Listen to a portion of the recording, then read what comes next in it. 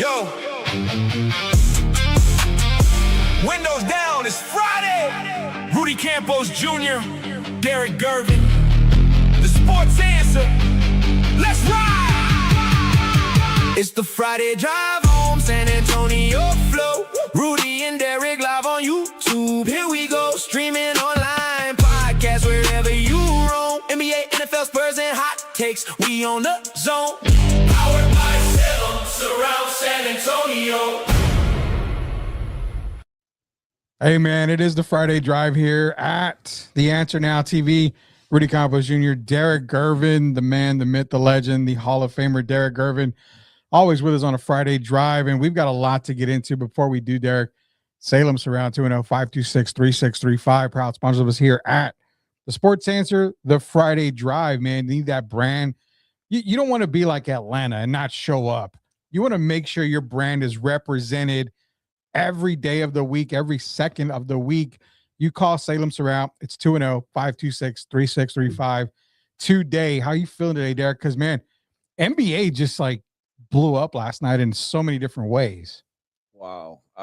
First of all, I want to say good evening to everybody. But, Rudy, I got to give a shout-out to Shamai first because that intro was hot. I know. That's the first time I've looked skinny since I was born. I mean, I can tell you right now, AI made me look good. And now I'm training a little bit harder now so I can get that. But the cool thing about the intro, Derrick, was I was actually your height. So you either came down to 5'8" or I went up to what, 6'8"? Is that what you are? 6'7"? 6'8". 6'8". So one of us either shrunk or got taller. But nonetheless, that is a fire intro. Shout out to our producer, man. He does a fantastic job here. You guys can see a number at the bottom. It's the Friday Night Drive Show.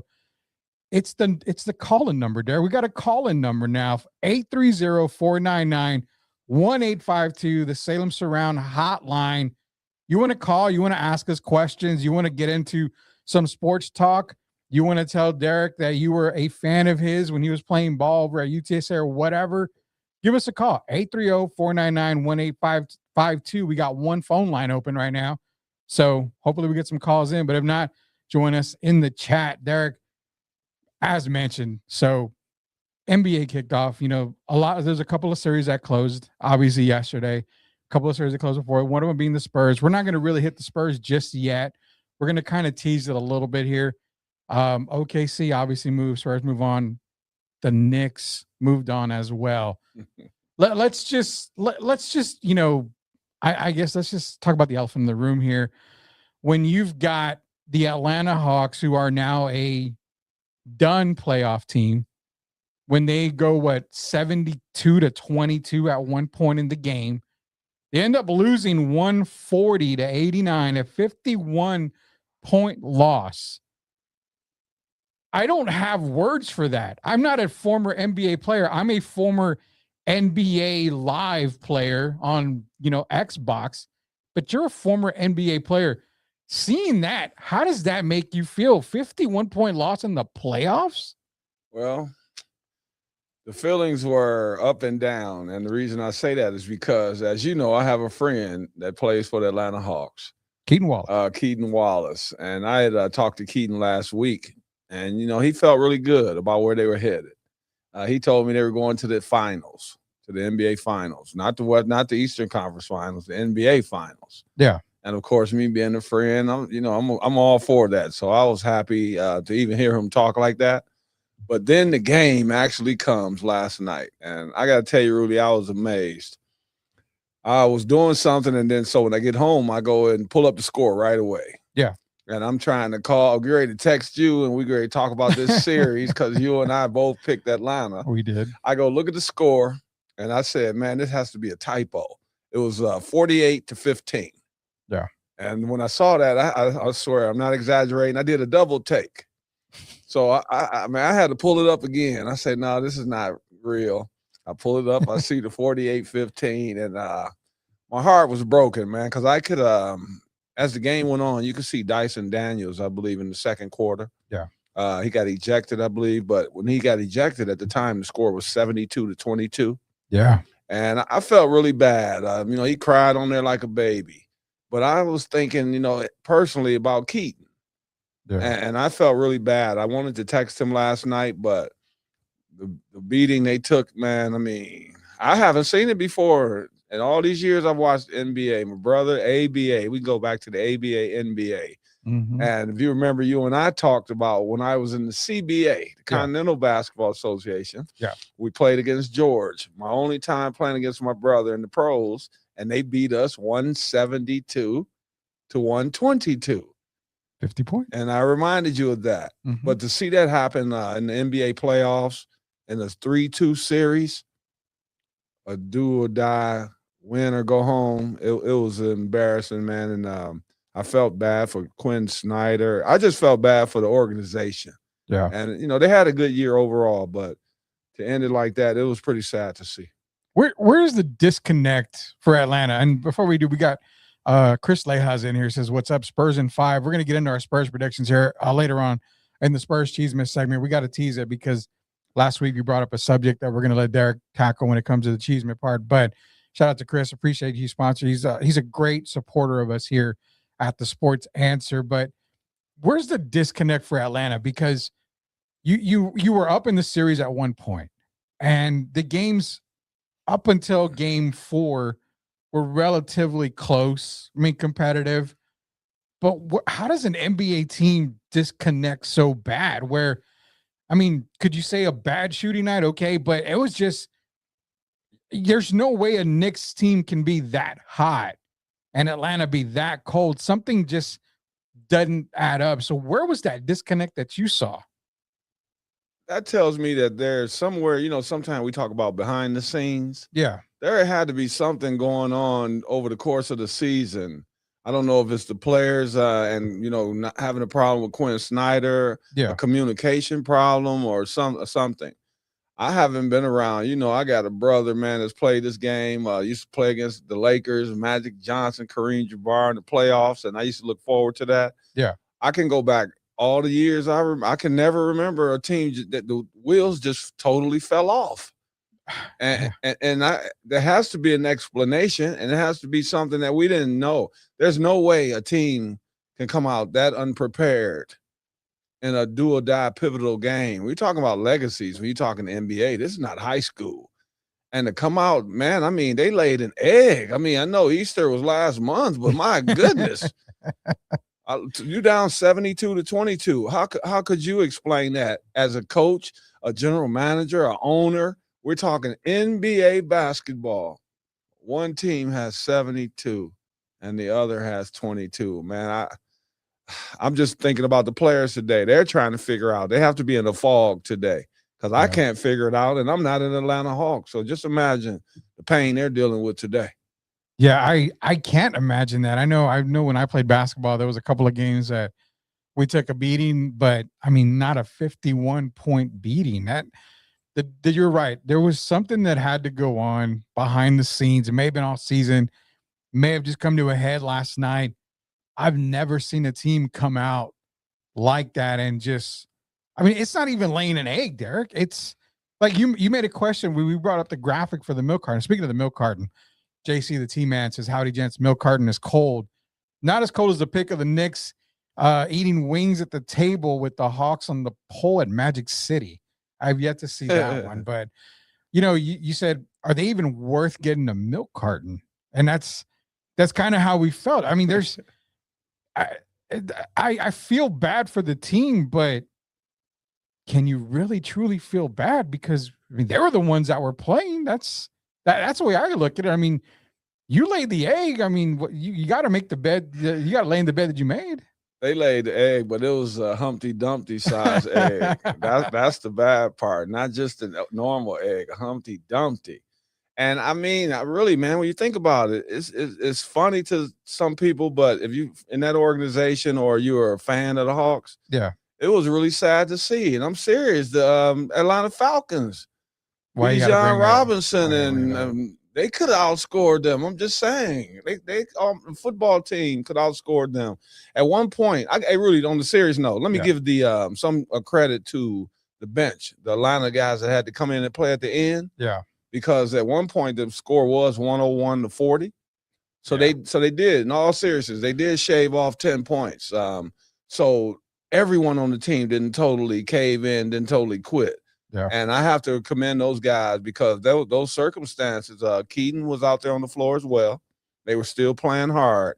And so they did shave off 10 points from the lead. So I do have to at least give them credit, man. I feel bad overall, but those guys continue to grind, and I have to give them respect for that.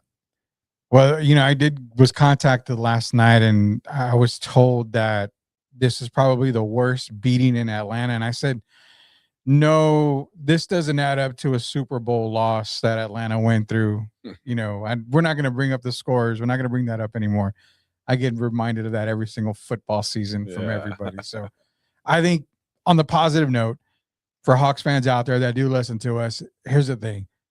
It was a bad loss, but ideally this team is on the rise. I mean, you've got Kuminga and McCollum, who you got to make decisions on the offseason. More than likely, they're going to keep Kuminga. They're not going to let him go. They will try to keep CJ McCollum. He's going to get a lot of offers everywhere else, but you still got a young core. You've got 2 picks in the top 20 at least, or at least in the first round of the draft. One of them could be potentially a top 4 pick because it's from New Orleans. So it's not all bad news in Atlanta. And if you look at it, this team is built to be a contender in the East. It's not a contender for the NBA Finals yet, but they're a contender for the East. So there is some positive spin that you can put, at least on this Hawks loss that happened last night. They can look at the positive. Either season's over, that's positive. The positive moving forward is they have a good possibility that Darren Peterson, or my Detroit guy, Mr. Acuff, Darius Acuff, is coming to Atlanta. They got rid of Trae Young for a reason. Yeah. So someone's coming in to replace him. So I guess if you really look at it that way, all is not lost. They got an opportunity, like you say, 2 draft picks in the first round. Yeah. And they got a lot of good young guys out here, as we saw this past year. Yeah. There were some really good rookies, and I think it's going to continue this year. But as of today, though, if you're in Atlanta, oh my goodness, man! I mean, nothing tastes as good as it did the day before. It's just a sour taste in the city's mouth. Even those lemon wings, lemon pepper. Lou Williams used to talk about the lemon pepper wings. Sweet Lou. Even they don't taste as good right now. So I'm sorry what happened in Atlanta, but hey, the NBA goes on. The NBA does go on, just like the show does go on here at the Sports Answer and the Friday Drive. We got more NBA playoff talk here, Derek.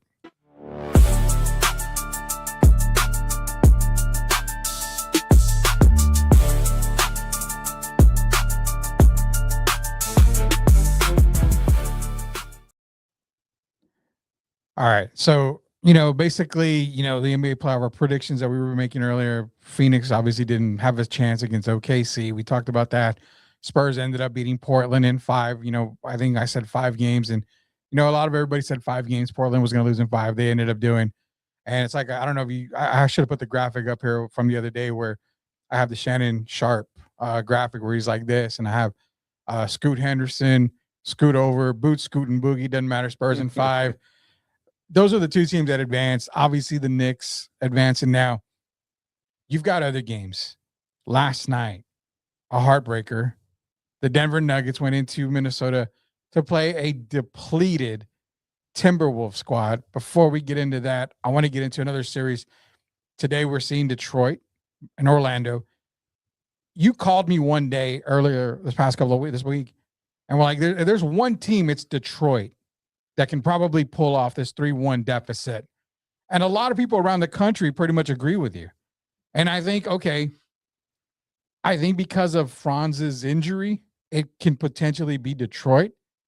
But I think out of Detroit, out of Houston and LA, of the 2, I think Detroit may have the advantage of getting, back into a game 7. You still think on the Magic? Can the Magic basically close it out tonight? Is what it is.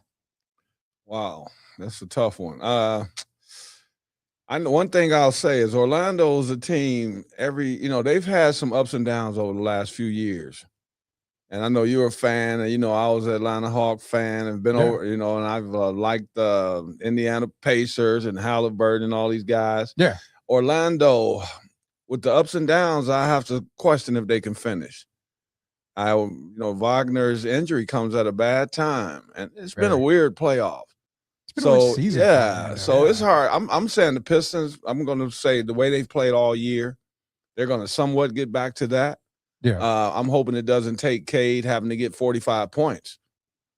But if someone else can step up, Tobias had a pretty good game, and all of you, I love Tobias Harris. Yeah. That's a personal family friend there. So to see him play well, but it's going to be tough. I'm going to take the Pistons. I think they're overdue. I think Duran's overdue for a good game. And when I say good game, I just mean something that was close to what he was doing during the regular season. Yeah. It doesn't have to be a 20-point, 10 rebound game, but somewhere around there, he has to get about, 14, 15 points. Got to be double-figure rebounds, and he's got to, alter some shots around that basket and the hustle plays. And I think that'll happen tonight. I think someone else will step up. I'm hoping that they'll give Sasser and guys like that some more run. Yeah. Holland. Some players that have been mired in, they might say mediocrity, some people, but I don't think that. I think these guys should be playing. Yeah. And kind of like a Terrence Shannon from Minnesota. You got these guys on the bench. You got to use them. And I'm hoping that tonight that JB Bickerstaff will go to whatever is necessary to get this win. And I'm saying go Pistons. Of course, I'm a little biased. I'm born and raised in Detroit. It's going to be tough. But, yeah, I think the Pistons are capable of winning Game 6. And right now, we're just going to talk Game 6. I'm going to go one game at a time. Yeah, and, it's funny because you were talking to me about it, and you mentioned the name Kawhi Leonard. He's actually not rumored, but his actual name is getting thrown around the organization as a potential spot in Detroit, a potential landing spot. And it's a package surrounded around, Isaiah Stewart being a part of it, that package as well. So I think a Kawhi Leonard addition to Detroit probably catapults them. I mean, you can't catapult them any higher than 1 than what they were, but at least as far as less struggles in the playoff appearances, if you add a Kawhi Leonard, you mentioned it, they need a scorer. They need another scorer there. And you mentioned guys like Devin Booker, Flint, Michigan's own Devin Booker. And then you also, we mentioned Kawhi. In the offseason, whenever it does happen for Detroit, that's got to be their biggest move. Well, Kawhi's my favorite player in the NBA. Yeah. But that move there, I can't see if it cost us Isaiah Stewart. And the reason I say that is because, I have feelings for Isaiah as well. I met him 2 years ago on his wedding day. Yeah. And so I have feelings for him. And I just think Detroit, you're talking about blue collar. Yeah. We're blue collar city. And who shows that better than Isaiah Stewart? So it'd be hard. It's like that's like the Bad Boys getting rid of Rick Mahorn and Bill Laimbeer. You're no longer the Bad Boys. Yeah. And I think the Pistons like this identity. I think Cade Cunningham really likes it. I think he embraces the toughness that Isaiah Stewart brings. And I don't know at this point, as much as I love Kawhi, when's the last time he made it through an entire season? I cannot bank. We putting our GM hat on. I cannot go and say that I can trust that Kawhi will be available during the playoffs. And for that reason, that's another reason I have to keep Isaiah Stewart. So I would love to get Kawhi, but not at the expense of losing Isaiah Stewart. Now, Kawhi is a guy that's going to be on the move in the offseason. There's no doubt about that. He's not going to be in Clipperland. The Clippers are going to pretty much just kind of wash their hands of everything, kind of rebuild and restart everything. So where Kawhi lands, I know Detroit was at the top of the list. Maybe it doesn't cost him Isaiah Stewart. Would you mind if it cost him Jalen Duren?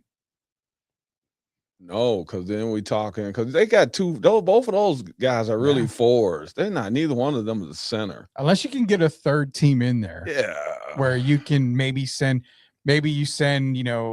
picks and, a couple of role players to a team that doesn't necessarily need that superstar player.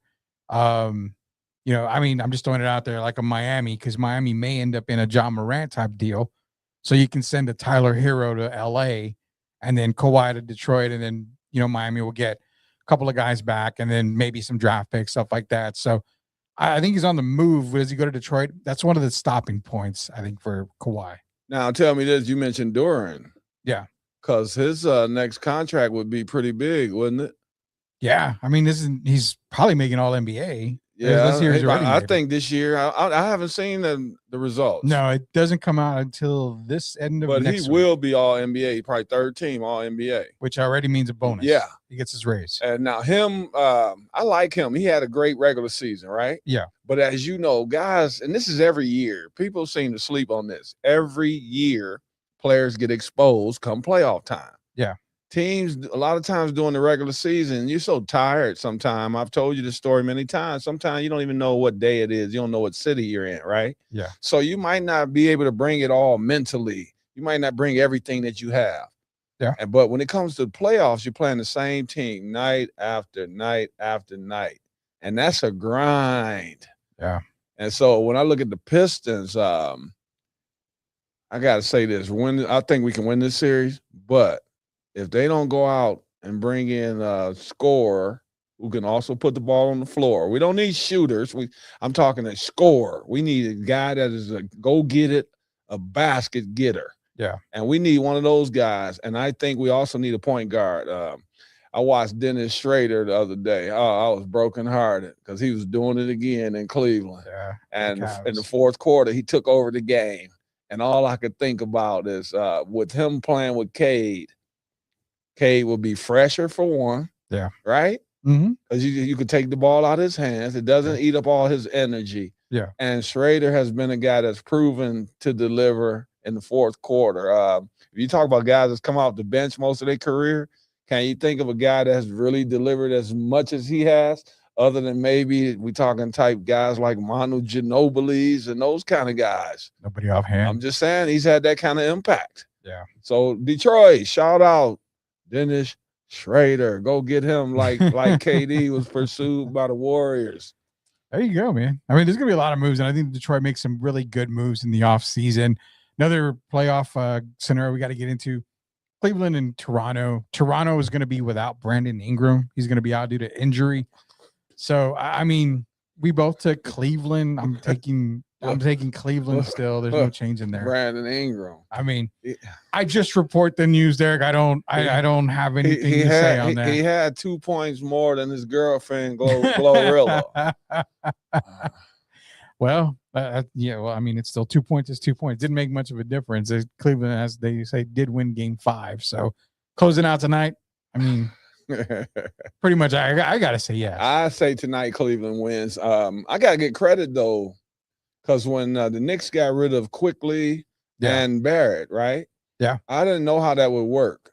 Those guys have actually flourished since they've been playing in Toronto, and they played well. And Scotty Barnes, he steps up. It's going to be a good one, but I think tonight, I think Donovan Mitchell has a big game. One of those 35-point games. He's another guy that delivers in the clutch. Yeah. And I think Cleveland closes it out because they know you don't want to go to the Game 7. Anything can happen. So I think, they're going to – it's also do or die for them. So, I think Cleveland pulls it out tonight.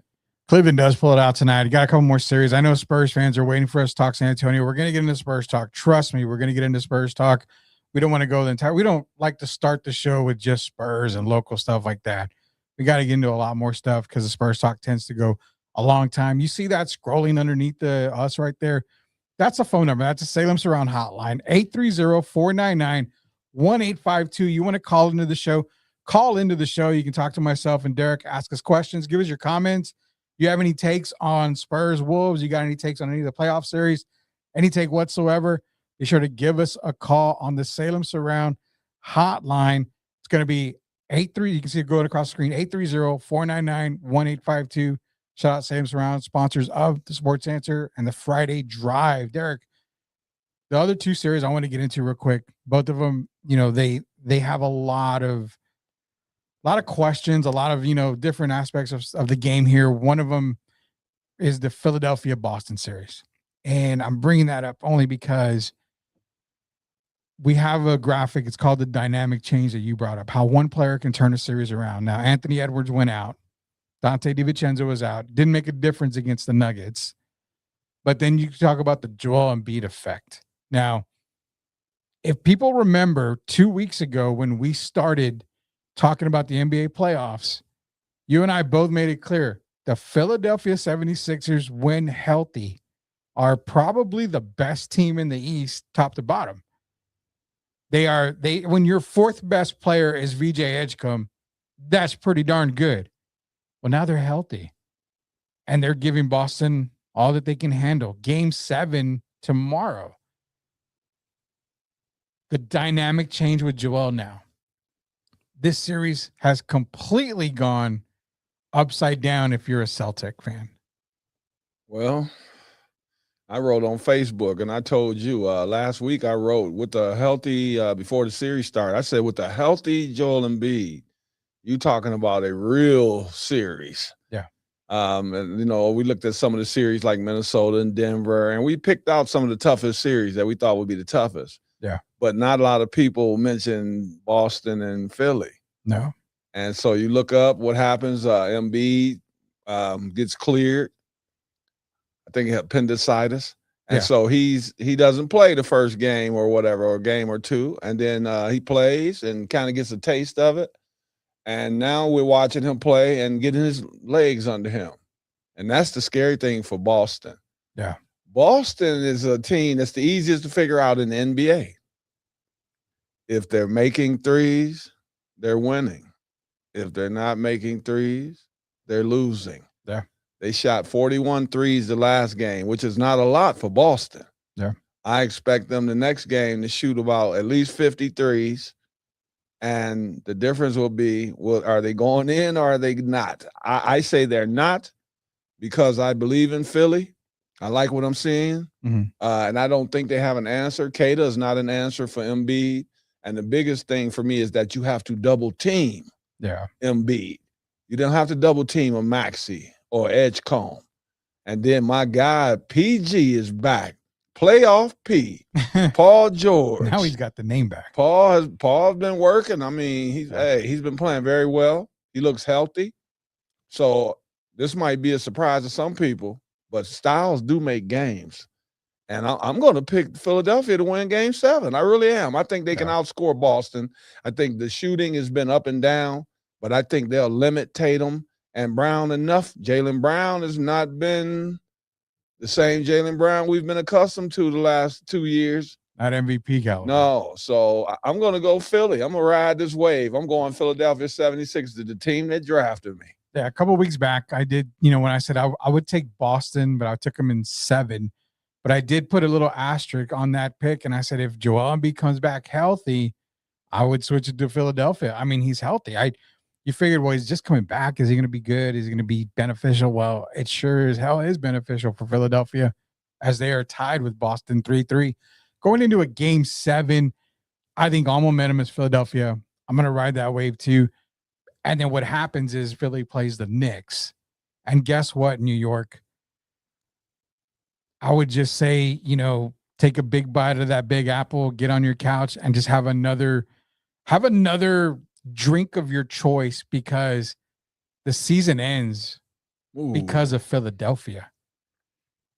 The Knicks would rather play Boston than they would a healthy Philadelphia squad. I'm going to tell you why I disagree. For one, Boston, okay? Okay. They're a team that they're going to play to the end. Yeah. That's just Joe Mazzulla's personality, and it's those guys. That's their personality. Yeah. Philly, we've seen Embiid's attitude, up and down, fluctuates up and down. Yeah. We've seen Paul George have mental breakdowns, talk about mental weakness, mental health. We've seen all of that, right? Yeah. So there are still questions. One thing you know about the New York Knicks is what? You're going to get effort, whether it's Thibodeau or Mike Brown. You're going to get effort. You are. So I would rather play against a team that might have some breakdowns mentally like the Atlanta Hawks. If one team is going to have that, I would think it would be Philadelphia over Boston. Boston's already proven who they are. And with Philly, they still want some people to trust the process.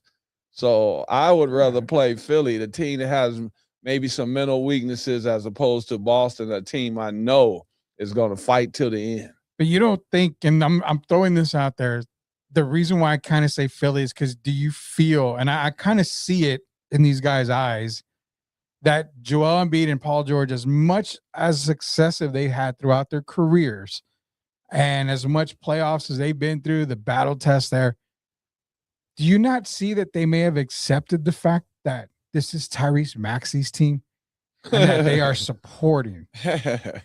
Now, you remember, if they do that, Philly's even tougher.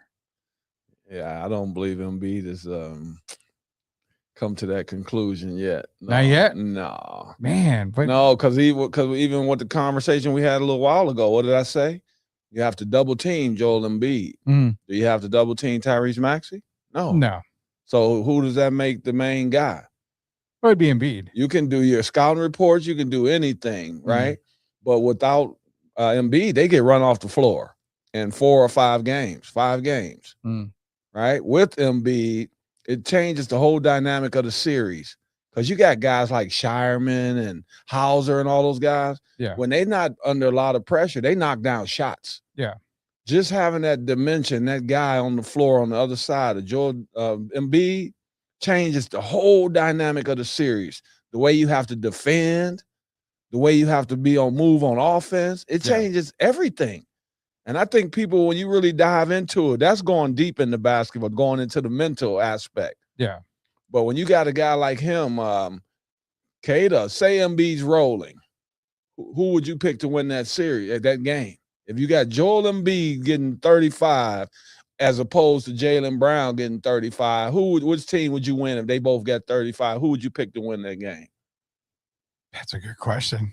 I mean, if Embiid's rolling, that Philly's tough to stop. I pick Embiid. And the reason I would pick Philly is because if Embiid gets 35, that usually means Maxey's got what, 26, 28. Yeah. Okay. Paul George 22, 8 rebounds, 7 assists, things like that, right? With Brown getting 35 right now, we don't even know how's the health of Jason Tatum right now.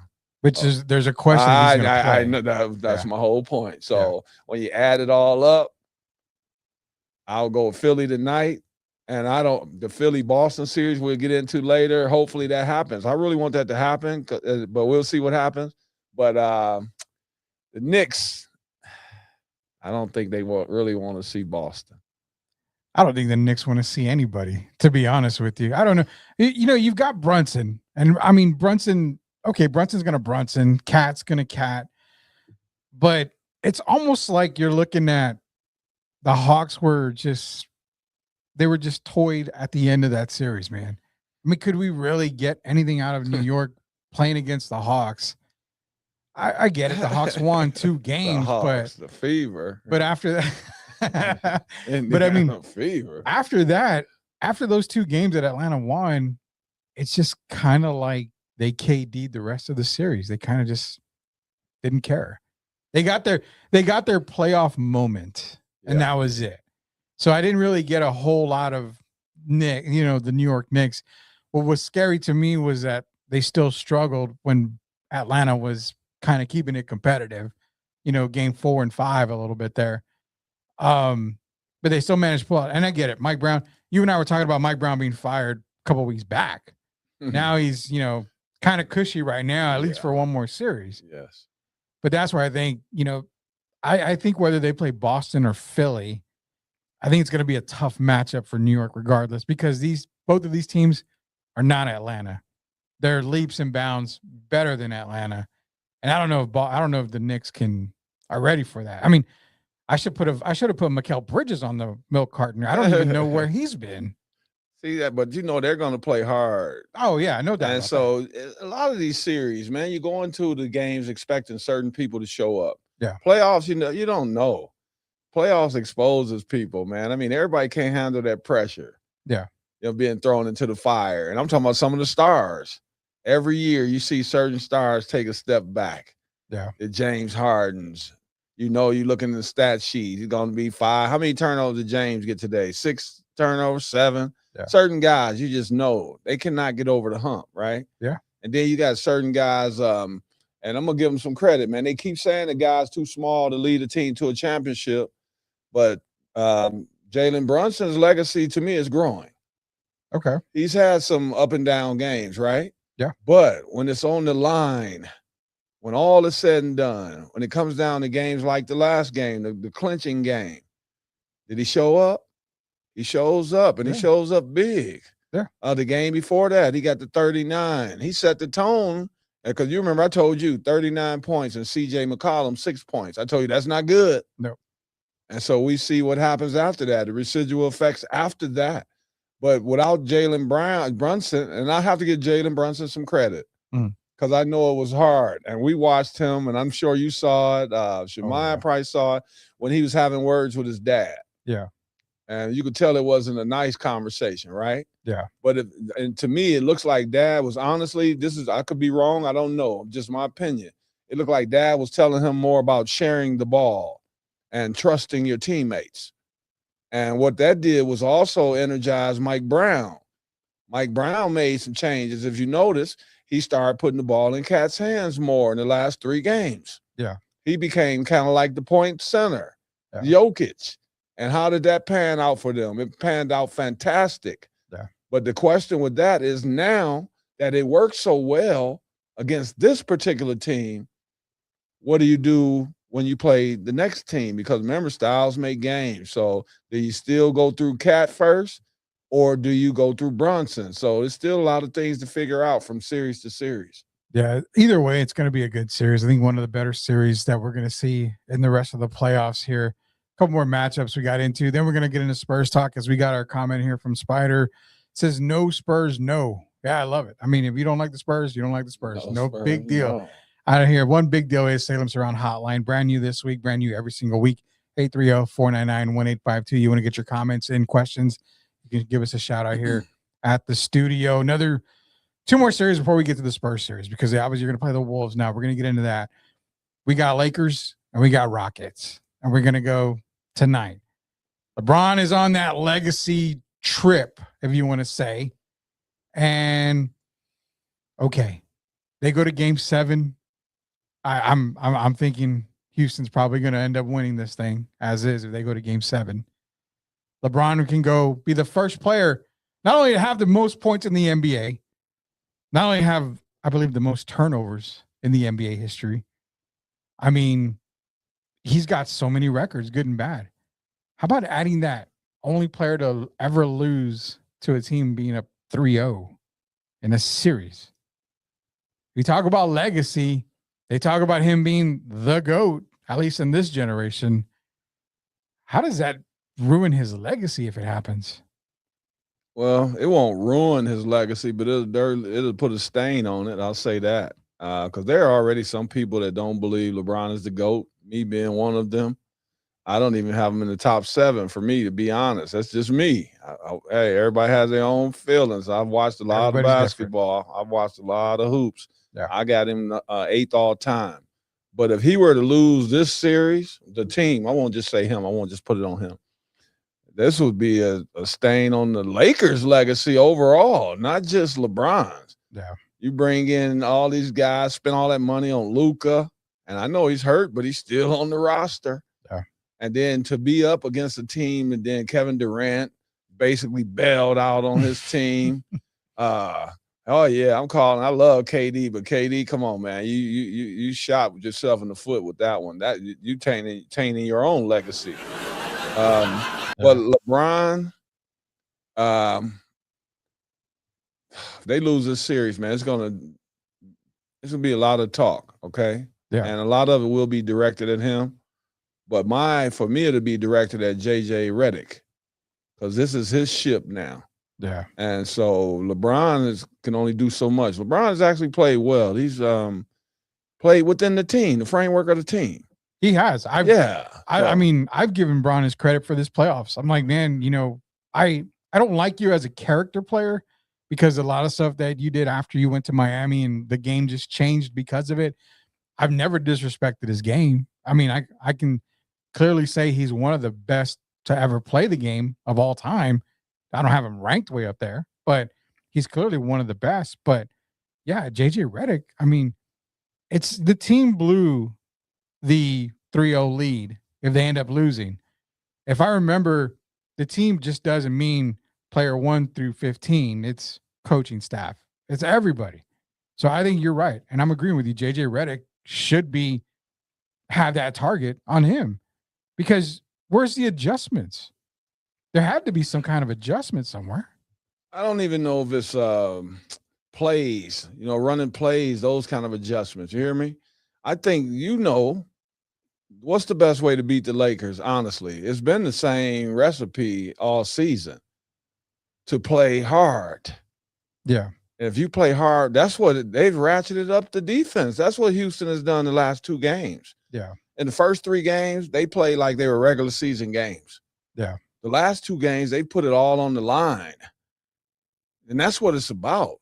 If you look at it first, the Lakers were getting production from guys like Luke Kennard, who I love Luke, but I mean, we talking Luke is just a 3-point shooter. So now you're looking at on the other side, Eason and these guys, Thompson, they're playing aggressive on both ends of the floor. And that's the best chance you have against the Lakers. They're another team we've seen check out mentally. DeAndre Ayton. We've seen them have some issues. Vanderbilt. I can go Marcus Smart. We've seen it over their careers. Yeah. So Houston has I would say a good chance to come back and make it 3-3.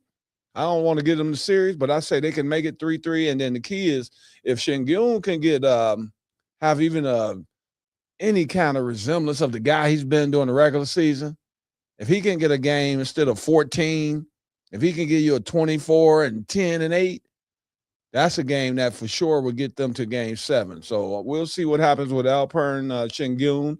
But I'm going to still give Houston a chance to win this series. Sam Salinas is in here. Appreciate everybody joining us here. We've been looking at your comments, posting them.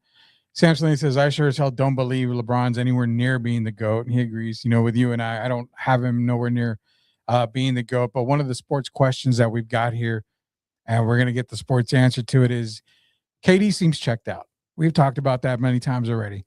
So if you're Ime Udoka, do you even play him anymore this playoff since he's checked out?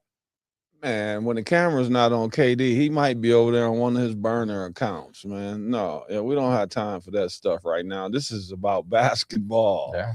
And you look at him, it's funny because the other day when they won the game, who got ejected? Ayton got ejected. And did you see KD up there waving? Yeah. Now, this is the guy who's bailed out on his team, should be out there playing, right? Yeah. So we go from the patella tendon gets bumped, and then from there we all start hearing all of a sudden about this mysterious ankle injury. Bruised ankle. Bruised ankle. Yeah, so that's even worse. Yeah. Bruised ankle. We talking about playoffs, and he's over there waving. It kind of reminds me of Ja Morant when he's doing some of his sideline antics. He hadn't played all season, and he's over there waving like he's part of the team. You separate yourself from the team. And I'm serious. You heard Jabari Smith talk. Yeah.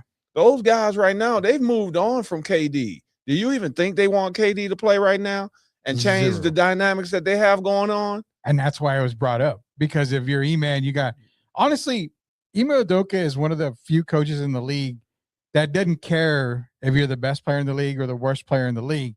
If you don't make sense for his team, the bench is right there. It's true. That's good. That's perfect. Perfect. KD needs to sit. Go ahead and, you still sit over there and get ready for your Twitter, confrontations or whatever. But we got a ball game to win, so I say sit him. I agree with that. And again, KD fans out there, I'm sure you play him. He does not give you the best chance to win. They've won this series without him. That tells me he doesn't give you the best chance to win a game. The best chance to win a game to continue to play the way that they've been playing. Rudy, can I say this quickly? You say whatever you want. And I want the fans to think. I always like to bring up stuff that people don't think about a lot. Yeah, go for it. Have you really thought about the 3 reputations of Russell Westbrook, Kevin Durant, and James Harden? If you really break down their careers, are you really surprised that none of those 3 have won a championship? Well, I'm gonna dismiss Golden State right now. Take away the Golden State, okay, with Steph and those guys. Are you surprised that those guys haven't been tearing up the titles, putting up the banners? No. I'm the only reason why KD's got a title is because he joined a 73-win team. Has there ever been a team that had 3 stars like that, and they all had some flaw where they just couldn't get it done and cash in and have the careers that they really should have had. All three of them should have. We should be talking about them like we talk about Shea and OKC right now. Yeah. Yeah, Russell Westbrook, James Harden, Kevin Durant, all on the same team. And then they go and then they move around. Look at how many teams has Harden been on now. Okay. Look how many teams Russ has been on now. Yeah. And KD is running up the rail. Here the rear. Here he comes. It's something that I never projected, and I don't think anybody else projected for these three guys entering their NBA careers. Wow. So we, ideally, and I want to let the fans know I did make this comment so that way when I get a notification from a burner account, I know it's from KD. Yeah. But I did say to you on the phone, I said his career after this Houston debacle where he's sitting out, and I get it. If you're injured, you're injured. But when you're knocking down shot after shot before a game, your ankle looks fine, your knee looks fine, you got no issues, but yeah, you're still out. His career went from, wow, KD, tremendous scorer, he can make a difference. Now he's telling Carmelo Anthony, is what I've said. I mean, now if you sign him, you're just signing him to get you that 18, 20 points. He's a scorer. I don't need you to do anything more but just shoot the ball and score. Maybe sell some tickets. Is that kind of where we're relegating Kevin Durant now? Where the selling tickets part come in? I just threw it in there. I don't think many people really paying that much to see, really interested in KD as like they used to be. This is big for his legacy as well, right? Yeah. Now we talking about legacy. So you mentioned LeBron's legacy. If they lose 4 in a row, right? Yeah. Okay. What about KD's legacy if Houston were to go on to win this series without him? KD's legacy would be more tarnished than LeBron's. Yeah. Easily. And that's scary because, people have been talking about where does KD rank all time as he gets closer. He's 37 now? Yeah. As he gets closer to the end, a lot of people are starting to see where do they rank him now. Yeah. And to have a team playing like this, despite you sit out and they go to new heights, that tarnishes a legacy forever. I mean, he's from Washington. Why not go play for the Wizards? Do the Wizards even want him? That's the sell ticket part. They will sell tickets if KD's there. Yeah. Okay, so I knew I sold tickets I said the sell tickets for some reason. They sell them for what? The first half of the season? Because after they go, 10-31, people going to stop showing up. Well, then they give them away. You can go see KD for free.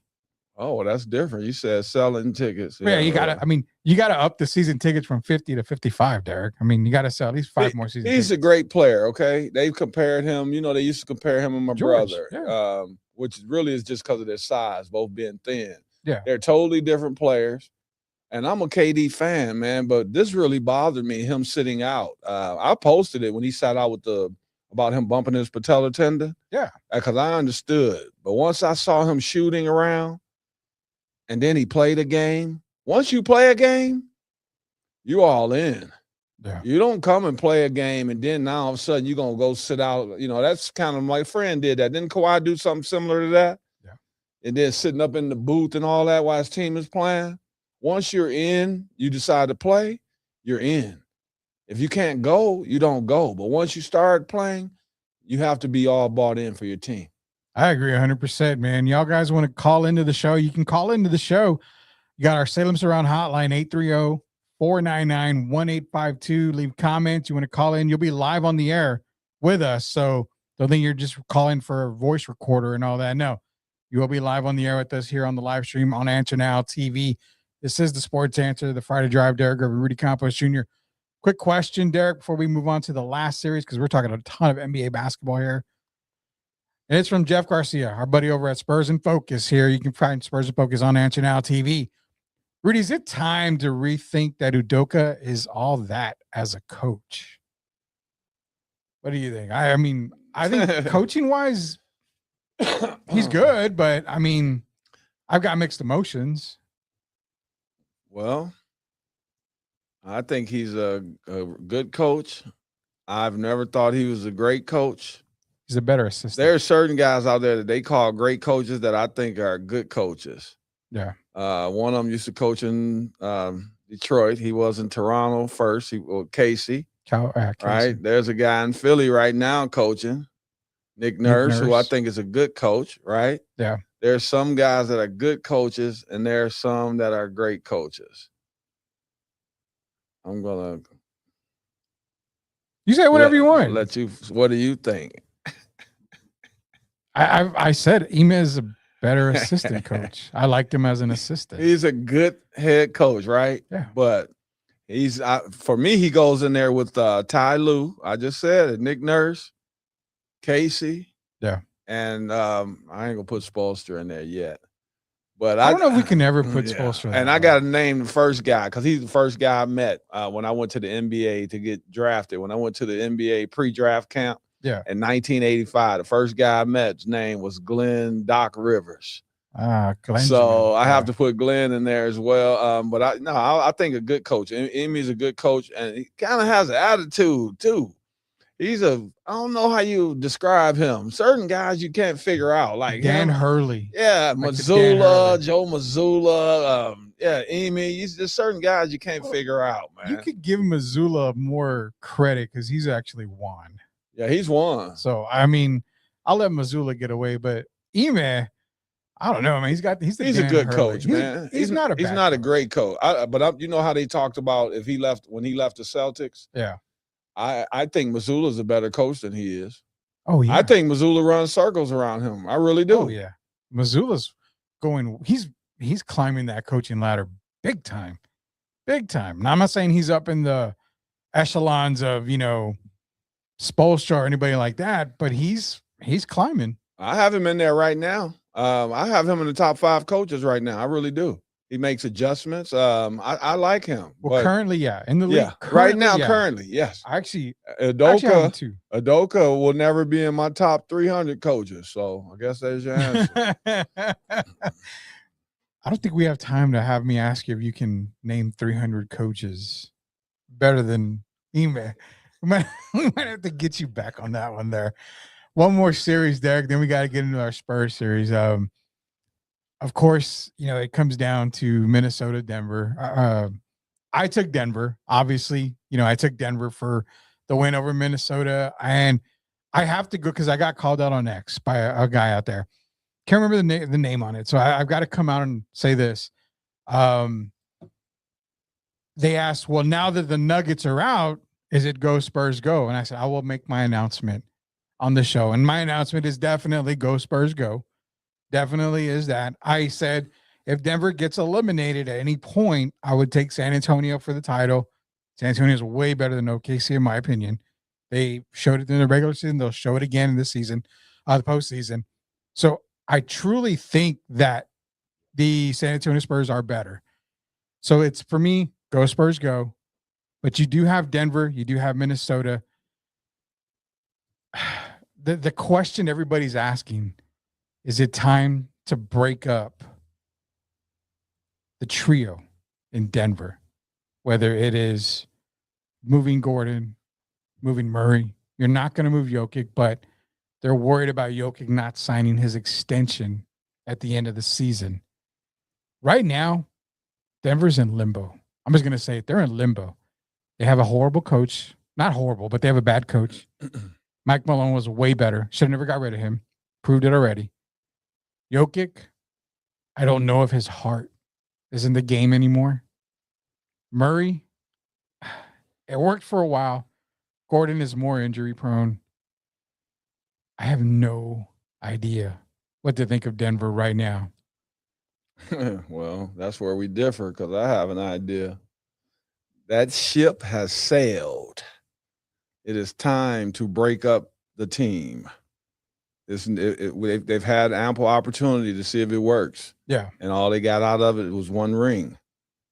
So it's time. I don't see things getting any better. The other teams are continuing to get better. Okay. You look at the OKCs, the Spurs. We just look at the Western Conference in itself. Teams are getting better. And I don't see Denver getting any better. Like you said, Jokic is getting up there now.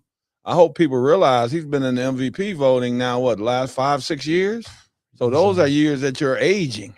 Yeah. And so he's getting, a lot of wear and tear now. And they put a big load on him. Playing a point center, you're doing a lot. Only thing, just think if he played defense, he'd really be trying already get ready to retire next year. Jeez. So the fact that he doesn't defend is going to prolong his career. But if you look at it, Aaron Gordon, to me, who was the catalyst on that team, to me, it was always Jokic and Gordon, even more so than Jokic and Murray. Yeah. If we talking about overall play. I think it's just it was sad to see, but I was once they got rid of Mike Malone, you know that anything could happen. You don't know how the cards are going to fall after that. But I say, looking at the way they played this year, and after the Jaden McDaniels comments, and that's the response you got from the guys, I say yes, it's time to break up the team. And let me say the last thing: I don't want to hear the excuses about Watson was hurt. It's not like Watson was going to be the difference maker, and Aaron Gordon was hurt. But guess what? There are a lot of players in there that are hurt, injured, whatever it may be during the course of the playoffs. It's suck it up time, and the best team wins and advances, and that's what happened. We got a caller on the line, our first caller, Derek, and it's going to be Jeff Garcia, Spurs in Focus's own Jeff Garcia. Jeff, welcome to the Friday Drive, man. What do you got? No, well, I'm driving right now and enjoying the show as I listen to you guys. You and Derek are doing a bang-up job. Keep it up, man. Appreciate it. Thank you, Jeff. So I have a question for you guys. So, San Antonio's looking great right now, probably for a deep run. They got a hobbled Minnesota team coming in on Monday. Do you think the expectation for the Spurs to at least make it to the finals increases? Because it seems like the path is clear. They have a banged-up Minnesota team. They're gonna, if they play Thunder, the team they've proven they can beat over and over again. Then out of the East, it just feels like the path is paved. Anything now short of a finals appearance could be a busted playoff run. What do you guys think? I'll say as far as that, and a great question, because talking to Spurs, they are going to go against a DiVincenzo-less Timberwolves squad. They're going to have to go against a Anthony Edwards less squad, because he will be back at some point. Let's not forget it. They get past Minnesota. Oklahoma City's without Jalen Williams for a while because he's got his injury. So they're going to be depleted. And then, of course, the East, you see what happens in the East. For me personally, and I'll let Derek get into a little more, the path is clear for Jeff. It really is clear for San Antonio. But there's one word that I've said the entire season, and I'll say the whole playoffs, is health. It's healthy. They got to stay healthy. We saw the Victor scare with the concussion. So we know things can happen from time to time. But if a healthy Spurs team stays healthy, for me, the path is clear. What do you got, Derek? Wow. First, Jeff, I'm going to say good evening, my man. You be careful out there. Good evening. Good evening. Yes, sir. Yeah, by the way, it is bad out here. Yeah. Hey, I don't know about it. Go ahead, Jeff. I'm sorry. Real quick. No. Just real fast. A little PSA to everybody. It's going to start hailing any minute now. Oh, God. Yeah. I was at the gym right now. I know, shocker. And they just interrupted the radio. They the little emergency alert beeping. Yeah. It just came on. It just said, flash flood warning, expected hail in about the next couple hours. I hope we don't get it. Yeah, it's clear over here at the station, but well, I'm over here at downtown, so downtown is pretty rough right now. Don't send it my way, Jeff. Don't send it my way, please. See, my path is not clear now. See? Yeah, your path is not clear. Yeah, my path is not clear right now. But Derek, you were saying, it just feels, Derek, that there's no excuse for the Spurs to, at minimum, make the final. At minimum now. Because, I mean, what other major obstacle is there other than OKC? But again, regular season proved that Spurs can handle those guys. I'm more. The reason I say it's hard to say that the path is clear is because we just saw what happened to Anthony Edwards, DiVincenzo, the Soon move. We can go on and on. It's been a weird playoffs. But if the Spurs stay healthy right now, I would clearly have them the favorite over every other team, because all the other teams are encountering injuries. We don't know now the situation with Jason Tatum. We know Embiid, his situation could change from Friday to Saturday. Yeah. So if you look at it that way, yeah, clearly the Spurs are the team right now that's head and shoulders above everyone else. I just wonder how things are pan out when you got boy, it's tough. Jalen Williams, if he comes back, because we always talk about styles, Jeff, and as you know, styles make games. Yeah. With a healthy Jalen Williams, I don't think we win 4 out of 5 games. I'll say that. But with the healthy Jalen Williams, I think we can win 4 out of 7 games. Yeah. So yeah, I think it would be a different series if we were to play OKC because, it comes down to who makes the most adjustments. Is it going to be Daignault or is it going to be Mitch Johnson, who's still inexperienced? Yeah. So we still don't know. We haven't seen Mitch really tested yet. But I'll say this, not to cut you off, but you mentioned coaching. Mitch has a better coaching staff, I think, than Daignault does. Even though they've been there. But look at the adjustments that Mitch and his coaching staff have made so far this season.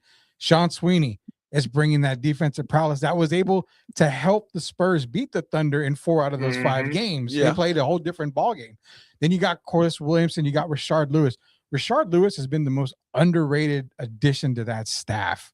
I feel Rashard Lewis has lit a fire under a lot of these guys along with Corliss Williamson. I think coaching, for me, Derek, I think because Daignault has the championship, people are going to give him the check mark. But if you're calling coaching staff, I think I give that check mark to the Spurs. Okay, now if you were to grade them by coaching staff, which coaching staff has the most championships? Jeez, you're making me go through all the staff. Oh, no. Has Corliss Williams won the championship? No. Has Rashard Lewis? No. Was it Miami? No, I don't Wasn't remember. it him part of winning. Did Sweeney win one with Dallas? Sweeney won one with Dallas. Well, he was assistant. Okay, Assistant. Yeah, but it was so it will be interesting. And you still have to factor in, though, that Mitch is a rookie because sometimes coaches don't always go. They go by feel as opposed to what others might say.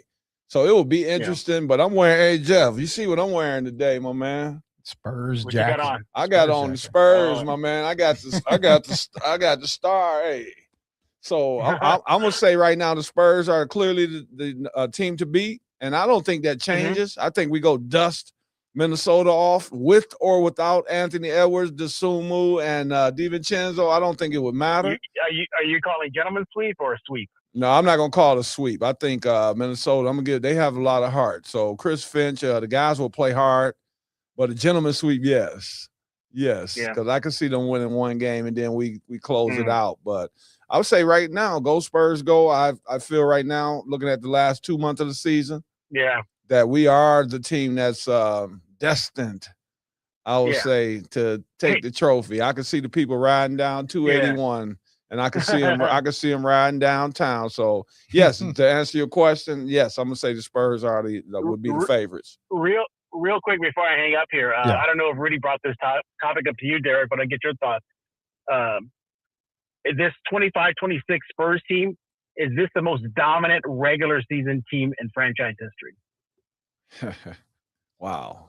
I said it was a 67-win team. Well, it's hard because I'm a Duncan and a David fan. But if you look at 60 plus wins. But here's the difference.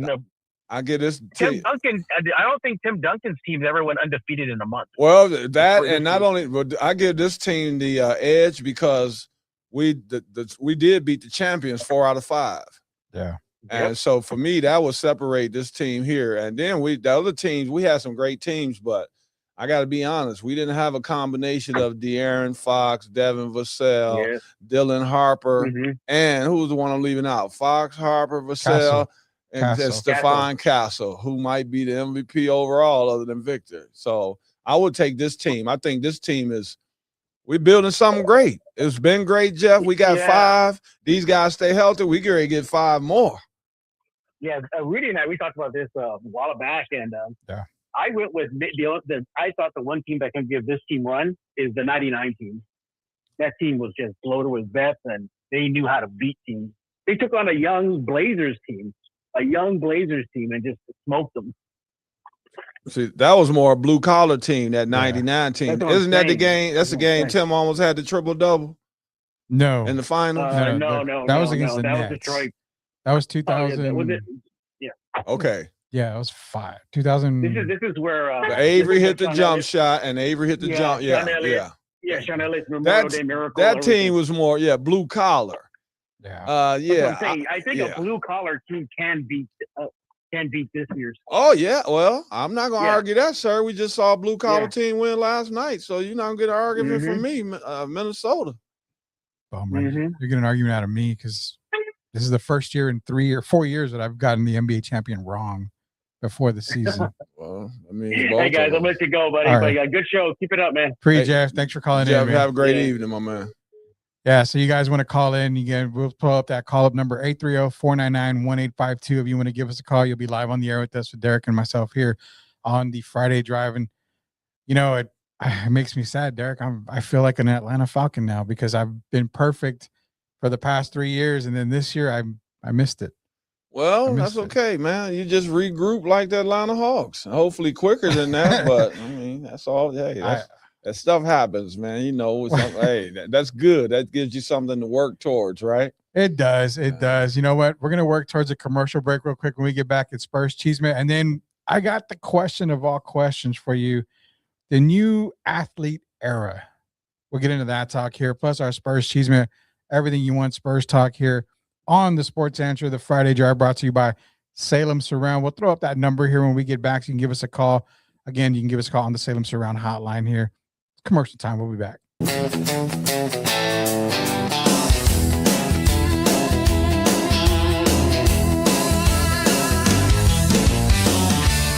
You've been watching The Sports Answer, brought to you by Salem Surround. Salem Surround is proud to be San Antonio's premier digital marketing agency, offering a wide array of services like digital audio, email marketing, online reputation management, SEO, social marketing, and more.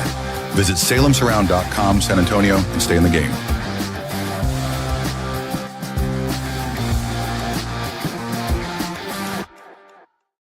Yeah, there's a lot more guys. Yeah, welcome back to the show. Derek Gervin, Rudy Campos Jr., the Friday Drive edition of the Sports Answer. Again, if you guys want to call in, 830-499-1852. Jeff Garcia did call in a little while ago. Shout out to Jeff on that great question, putting me on the spot and telling me, well, who's the best team? And Derek giving his best team, Jeff giving his best team. Do the Spurs have a clear path to the finals? Yeah, we believe so. Do they have a clear path to the title? Again, yeah, we believe so. We believe they are the best team in the NBA right now, still playing. That series tips off Monday against the Timberwolves. It's Chisme time. So, like, I hear about the Spurs this y Spurs that, y como que esto y esta, pero I never hear about the real Spurs chisme. Dime, por favor. As mentioned, the rivalry is renewed. The Garnett-Duncan rivalry from back in the day in the playoffs. It's now renewed with Victor against Ann Edwards, who's probably going to be out for the first couple of games at least. It's Timberwolves, it's Spurs. Now, I know fans. I'm on social media, so I check them all out, and they're all saying this is a win. This is a lock. It's never a lock. Never is a lock, especially when you get into the later rounds of the playoffs. But I prefer to see the Wolves over the Nuggets. That's just me. I think the Spurs would have had a little bit more struggle. Do I think they struggle against the Wolves? Heck yeah, they do, because they struggled against them in the regular season. I mean, you blew one lead in Minnesota. You were up double digits. Minnesota came back and won the game at the end. To me, that was a turning point for San Antonio's season, because after that, they were darn near unbeatable. Then at the end of the season, you play the Wolves in San Antonio. You had a big lead then, and then you almost had Anthony Edwards beat them and say he scored 55, double nickel. The Frost Bank. You almost lost that game. So Minnesota is a tough team, especially after what they did to the Nuggets. First things first, how do you see this series? Break it down for the fans, because for me, I have Spurs winning, but I don't have them winning easily. I have Spurs winning the series in 5, but it's going to be a physical series. Very. Oh, and God, very. It's not going to – I hope people don't think this is going to be a cakewalk for Victor. No. Because Rudy is elevating his status. I've already believed in Rudy Gobert, 4-time Defensive Player of the Year. I think he earned them. I think he just played spectacularly against the Denver Nuggets and Jokic. And I think they're going to come out battling. A lot of times people have to realize when you lose stars, this is giving other people an opportunity to step up. What they say, next man up. Yeah. And they are pros. So styles make games. It's not even always with the stars. Certain teams match up well against other teams. Yeah. That's not even talking about the stars. We're talking about the style of play. Their style matches well against your style. Yeah. And then you go out and you play the games. So Minnesota is not a pushover. We just saw that. I told you after they lost Edwards and DiVincenzo, I didn't believe they could win again. And I don't feel as bad because I told you that all it took was about 111 points for Denver to win. I told you about that 110 number that Minnesota wasn't going. And how many they end up with last night? Wasn't it about 110? Yeah, right around there. That's how you beat Minnesota. And Denver couldn't do it. So the Spurs are going to have to put up numbers. But once again, it's going to be physical.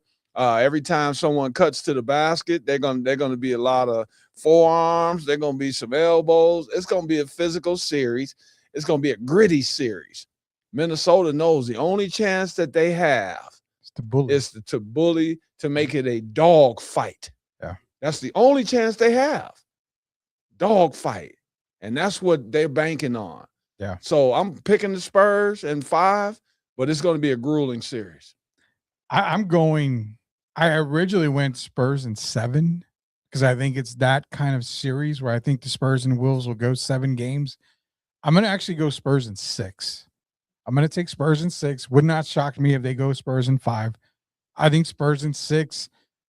The thing with me is that you brought it up. It's the bully part. In one of these games, we're going to see the Spurs get bullied. And not like they haven't been bullied before, but it just takes a toll because you play a game here, you play a game a couple days later, then it's like a 2-day break. And it's kind of similar to now, but Minnesota is way more physical than Portland. They are proving it. Jaden Daniels is not going to run his mouth and say that team doesn't play defense. Spurs play defense. Now Jaden Daniels knows they play defense. They're a damn good offensive team. We got to just play physical. Rudy's going to be physical. Julius Randle's got a big body. He's going to be physical. And the one question is who guards Randle? I mean, yeah, the Spurs can guard him, but then you've got other guys, McDaniel. Don't forget Terrence Shannon. I mean, he was huge. He's a key. That guy.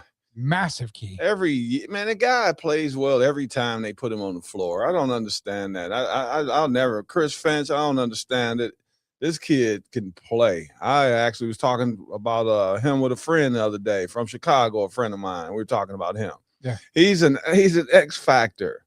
I wish he was in Detroit. I'm just saying. the guy performs, and they're going to have to play him a lot more in this series. Yeah. And that'll give the Timberwolves a better chance by playing him because he's a problem on both ends of the floor. Yeah. But I just think the Spurs are too much. But I have to ask you quickly. Yeah. Is your prediction based on with Victor and Dosunmu or without? I mean, with Edwards and Dosunmu or without? My prediction is with Dosunmu and Edwards out for at least 3 games. And you say the Spurs will win 4 out of 6. Yeah. I think I got him in 6. I'll take the Spurs in 6. You know what it comes down to? Like I said, I think one game is going to be physical, super, super physical. And then it's just something about the way they played against Portland in 2 of these games, getting down 16, 17 points, and then having to come from behind. I think we see one game where they get down double digits and they realize we just can't get off to that kind of start. And then when that happens, go ahead and log into social media. You'll see all Spurs fans. The world is ending. Trade Castle, trade Fox. Why did we give him $60 million? All the complaints will be coming back up. But I think there's one game where it's physical and it's a close game. Minnesota gets the win. But there's another game where we see a Portland memory. And that shows that, hey, they got off to a slow start. They weren't able to they maybe close it to within 6 or 7, maybe 8, maybe 5, but they still don't get the victory. But the other games, I think it's Spurs basketball. I think it's on both ends of the court. I think Victor probably, is it safe to say, because I feel Victor, as much as he's the key and the leader, he's probably not going to be the guy to win this series. I think this series comes down to that three-headed monster of Castle, Fox, and Harper. Boy, defensively, we know what we don't even have to go there. We know. Yeah, no, defensively, we know Victor's Victor. Yeah. So, but offensively, I think we score more. I think it's out. My pick is based off of Anthony Edwards and Dosunmu playing. My 4-1. So you have them in the lineup, even from game one. With them playing, I'm saying I would take the Spurs. If they started the series, I would have the Spurs 4-1. Okay. Without them, I have a sweep. Ooh. This is not Denver. Yeah, it's definitely not Denver. We're talking about Julius Randle, who we know his history. We're talking about him leading against the Spurs with all the players we've already mentioned. Yeah. And the best trio in the league in the backcourt. And then you factor in, you got Victor, you got Luke Cornett. Yeah. You got size. Keldon. And then I'm just saying against Minnesota, you could also even go to those other guys, Plumlees, if you had to, the Biyambos. We have more than enough to counter anything that Minnesota can bring to us. Yeah. And I think without take away Dosunmu and Edwards, there's no way they can score enough points. They barely scored against Denver. They scored 110 against Denver. And Denver was a shell of themselves. Yeah. So it won't be as easy to score, put up big numbers for Jaden McDaniels, none of those guys. Because now, instead of dealing with Jokic at the rim and no Aaron Gordon, who are they dealing with now? You're dealing with, even if he's not at the rim, sometime guys are going to be reluctant to take that ball in there. And why? Because he moves around pretty good. Yeah. A lot of times you don't even see him coming. Yeah. And that's rare for a big guy his size, a 7'5", 7'6" guy. And that's going to cause problems. There'll be guys out there head pumping, shot faking, thinking he's on the floor, and he might be on the bench at that time. So I'm going with the Spurs to crush the Timberwolves. I'll give them one game if Dosunmu and Anthony Edwards can come and play. There you go, Derek Gervin, taking them in at least 5. But says he doesn't doubt that there could be a sweep of Minnesota, which if that happens, then we could see a very early Western Conference Finals, because I don't see OKC getting very many trouble from either the Rockets or the Lakers. Think about this, and I love him to death, man. He's had a flawless career, never received a technical foul. Now you got to insert Mike Conley into the games. For one, that slows down the pace for Minnesota offensively. Yeah. Their best chance to win against the Spurs was with a healthy Dosunmu, a healthy Edwards, a healthy DiVincenzo, a healthy Bones Highland. That was their best chance. Take those guys off, they can't score enough. This is not Denver. I'm going to say that again. This is a whole different animal. And I just don't think Minnesota has enough to hold up, to stand up to it. So I'm going to have to go back and do our Shannon Sharp thing. And do you want to put in 4 or 5? Probably 5. Well, it depends on Anthony Edwards. If he comes back and just the momentum, him coming back and the energy, should get 1. If they were at home, that's why I would give them one game. So I should put Timberwolves, Werewolves, Dances with Wolves. Doesn't matter. Spurs in 5. Yeah. We're going to go that way. We'll go that way. Shout out to Shannon Sharp. So there's a little bit of our breakdown. We'll obviously break down more of the series here as the week goes on. Spurs and Wolves do tip off on Monday, the 4th. Last part of your Chisme. This is on you. You brought it up last week. I talked to a couple of buddies in media about it, and they said, "Are you serious?" I said, "I didn't say it. Derek said it." So we got to ask him now. Who is better? All achievements removed. Let's forget the MVPs. Let's forget all the achievements. There's no greatest power forward in NBA history. There's no biggest turnaround in NBA history. There's no David gets the accolade because he was in the Navy. Nothing like that. Just straight basketball. Who was better, David Robinson or Tim Duncan? Man, why would you do that to me?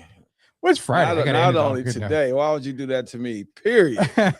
Oh man, this is one of the hardest questions I've ever been asked in my entire life, basketball or otherwise.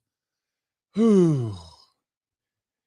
San Antonio, don't get upset with me. Now, this is just my opinion, right? I'm a big fan of both guys, and if they both see you, they'll tell you I'm a big fan. Yeah. I'm going to get an edge to David Robinson. And the reason I'm going to give Dave the edge is, for one, Dave was a lot more athletic than Tim. Dave, I would say, covered more ground defensively than Tim. Yeah. Better athlete than Tim. And Dave was more of a rim protector, I believe, than Tim. David Robinson gets slighted because of that. I told you that playoffs against Olajuwon. And if you really talk about it, when you talk top five centers, you hear him talk about Russell, Chamberlain, Jabbar, right? Olajuwon and Shaq. Yeah. And I don't understand. I've heard some people even put Moses Malone in there. There's no way you can even mention all of those 5 or 6 without at least mentioning David Robinson. Yeah. Dave did it all. I mean, you're talking about a guy that had a quadruple double, guy that scored 71 points. We know what he did defensively. Revolutionized. Oh, man, I'm telling you, even today, if you look at it, he's an anomaly. The guy was winning sprints. Yeah. And when they run sprints in practice, he's out running the guards. And I'm a big fan of Tim Duncan. I think he's the greatest power forward of all time. But I'm also a huge fan of David Robinson. I will give Dave a slight edge. I think he covers a little more ground. I think he's a little more well-rounded than Tim. There you go. And as far as my answer goes, this is where the mic cuts off, and I don't have an answer because I don't really know. Everything you said, I would absolutely agree with. Tim, achievement-wise, goes down as the greatest Spur of all time. I mean, there's no doubt about it. Athlete-wise, Tim, God, we're going to get crucified. You know, it wouldn't surprise me if you and I end up on some ESPN show where, you know, they start, look at these guys, Rudy. But it's going to be crazy. But this is what, let me say real quick, this is what I say. The Tim Duncan thing, I've never seen a David Robinson player come into the league the way he did. He revolutionized the center position. Tim Duncan was built as the best power forward in the game, but he had the same moves that I had seen previously from another player. Shout out to North Carolina's own Brad Daugherty. They both played in the block. They both had the mid-range. Timmy was way more dominant, and his heels and steps and whatever is way better than Brad. But I get that part. But when you talk about athleticism, yeah, I mean, we've never seen David Robinson, just like Wemby. Think about it. Yeah, I mean, you never have. You never have. I don't want to get you upset before you go a little more. Pistons 30, Magic 44. I just got their word from Mama Reed here. Said Pistons are down by 14. First half, but I wouldn't be surprised if Orlando won the series because I already told you we need another scorer and we need a point guard and we also need a center. So they have some decisions to make over the summer. So yeah, it's been a good year for Detroit Pistons, win or lose, and of course this game is not over. But it's not over yet. 14 points in the NBA, we've seen that's nothing. So McGrady scored that in what, 10 seconds? Yeah. Like, and Reggie Miller. So we'll see. McGrady scored 13. Yeah, I mean. 33 Isaiah scored seconds. 12? Isaiah scored a lot, yeah. And then Reggie Miller in New York. So, yeah, but the game's not over yet. But still, shout out to the Magic. They've been playing well. And shout out to Charles Bo Outlaw. Wow. Still working with the Orlando Magic. Shout out to John Jay High School, Charles Bo Outlaw. We're going to have to get into the figure out the high school side of things here. So, you got a little bit of pushback from Jeff. He says Rudy Derrick, but 5-0, David Robinson didn't have the footwork and the diverse post game like Tim Duncan. And Tim didn't have the footwork and running that floor like David Robinson. And Dave played with elbows above the rim. Yeah. It's a tough debate, man. I've been on the floor with both of them. Tim's rookie year. Yeah. And, Dave was passing the mantle to the Tim, rightfully so. Yeah. But I just think overall he could do more things than Tim. I just really believe that. I think he was just as good, if not better, passer. He get out on the break, See, Tim wasn't the guy that's going to beat you down the floor. I don't even know if Tim was faster than Jokic. Hey, So it's not Okay. to slight either one of them. I just think David had a little more to his toolbox than Tim. now, full disclosure, I don't think we're saying David is all-time great Spur, or are we? The greatest? The greatest. I'll put off, you already know me, man. I got George Gervin, Tim Duncan, and David Robinson in any order, and that it doesn't have to be which one is A, B, and C. All three of those guys, for me, are the San Antonio Spurs. There you go. I would take that. I would take that all day. What do you guys think? That's y'all sports question out there. Who was better? Take away the achievements, take away every accolade, take away all that. Athleticism wise, do you have David or do you have Tim, number one? Last thing before we go out of here, because we're coming up to our hour and a half mark here. I brought this up before the show. You see three guys on the screen there. It's the new athlete era. So you have Ohtani in baseball, you have Wemby in NBA, and you have Mendoza. What do these guys have in common? Ohtani and Wemby are already pros. They're not the party life guys. They're the teamwork, the team guys. Wemby is at an all-star game. Every game he goes to, he's reading a book. That's what he likes to do. He relaxes. Ohtani is respectful to every player out there, shows respect. Same thing with Wemby. We're not saying they don't have an edge. They have an edge to them. They have emotion. Every player does. Every athlete does. But what we're getting at is, are we getting away from the Harden lifestyle? I mean, you saw the Diego Pavia stuff. That ruined a lot of his draft chances, period, on top of, some of the stuff he couldn't do on the field. Mendoza comes into the NFL, same style of guy, family-oriented, a guy who's calm, doesn't get rattled, a guy that's going to come in and basically put team first, put character first, everything like that. Are we seeing the transition to the good athlete again? I say yes, and I'll call those guys keepers, the ones you just described, Yeah. the attitudes and all that. I Yeah. call those guys keepers. Those are guys you want in the organization. I can even name a guy, Steph Curry. Yeah. When you mentioned, because they're rare. Those kind of guys come along not very often. And so it's been a change. For me, that's a great thing, a positive change. You hear me? Because I'm tired of looking at the pants hanging down on the behinds. I'm being honest. I agree. I like the professional look. Even when we played, we wore suits. I wore a suit to every game. Yeah. And it wasn't mandatory that we wear suits, but I just thought I looked at it as a business.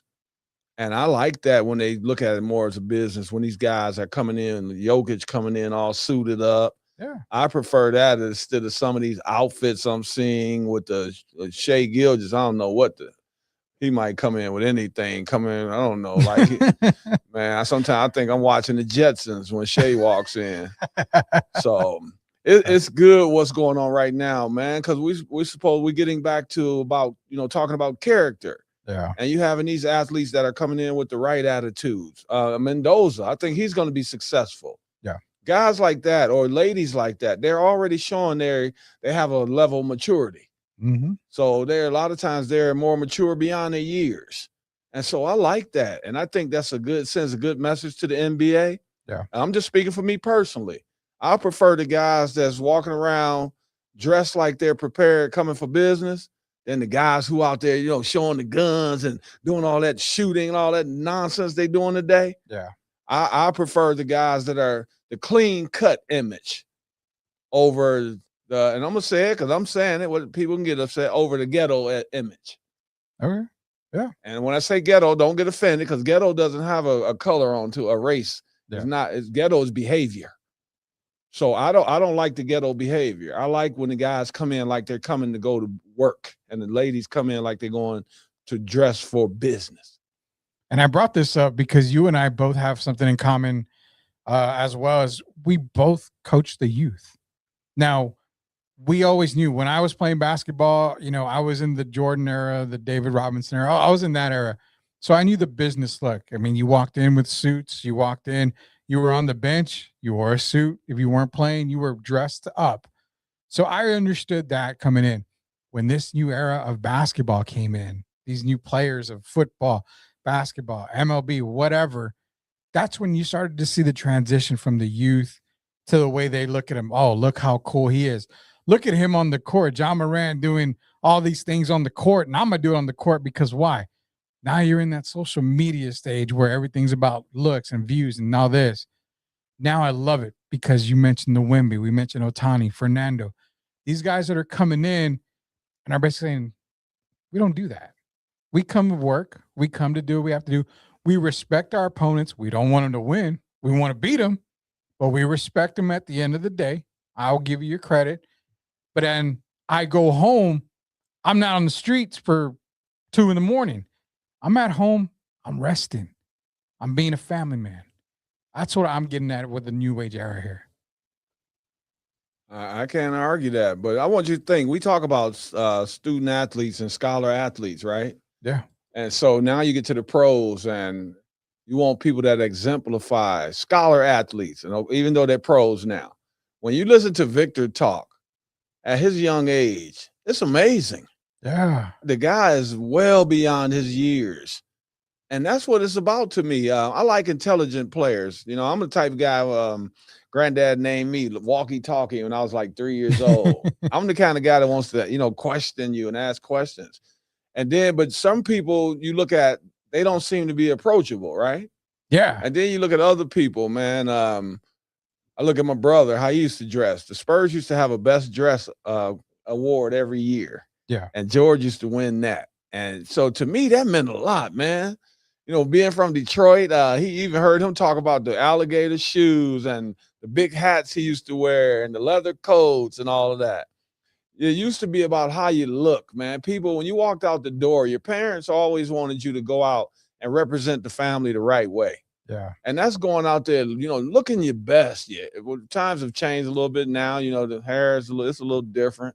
But they always wanted you to look groomed, look your best.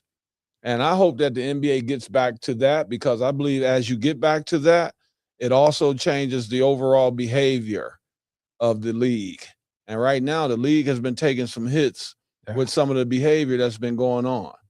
So you changing the mindset, changing the way they dress and all that, changes the mindset.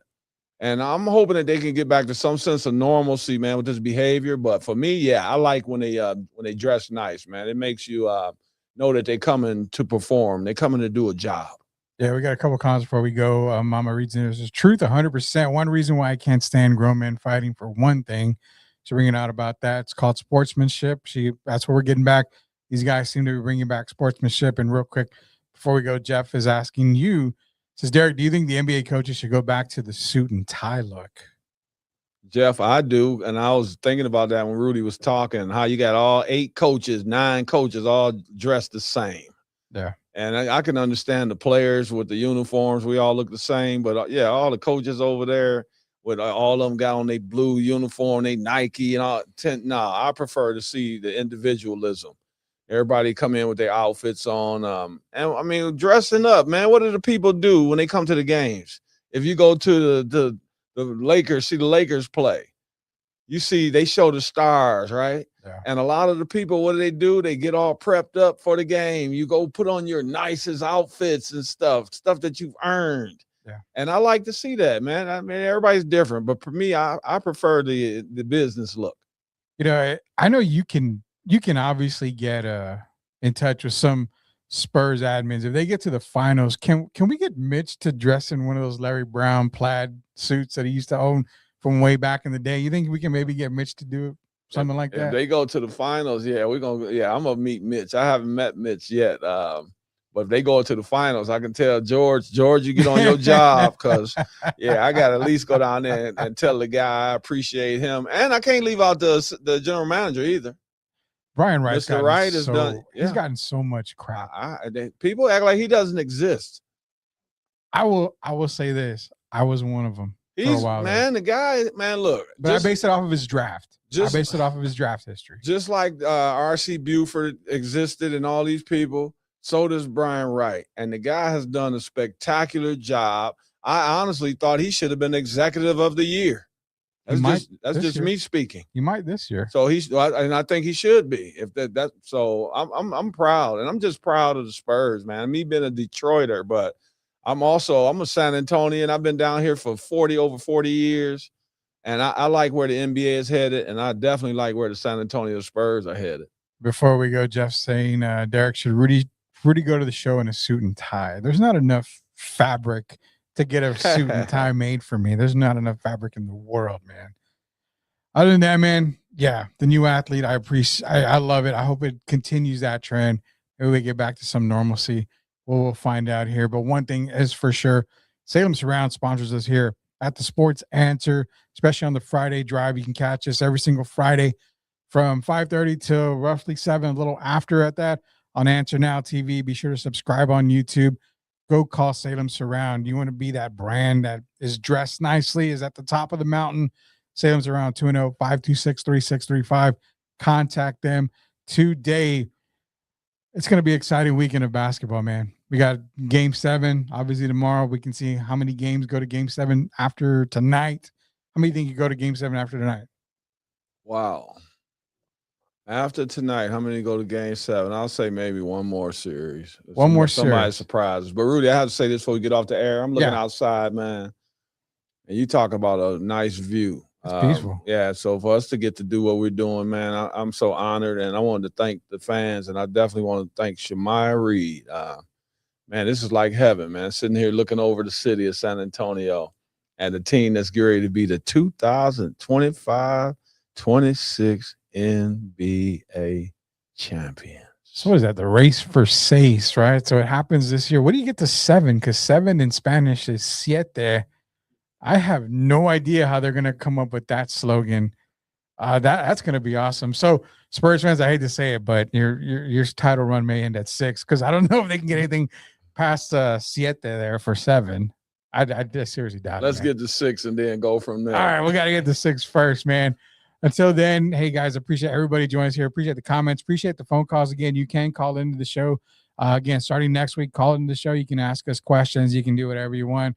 Love everybody that has supported us this entire time. For Derek Gervin, it's Rudy Campos Jr. When you have those burning sports questions, we got the Sports Answers. Give us a call. We'll see you guys next week. Stay safe.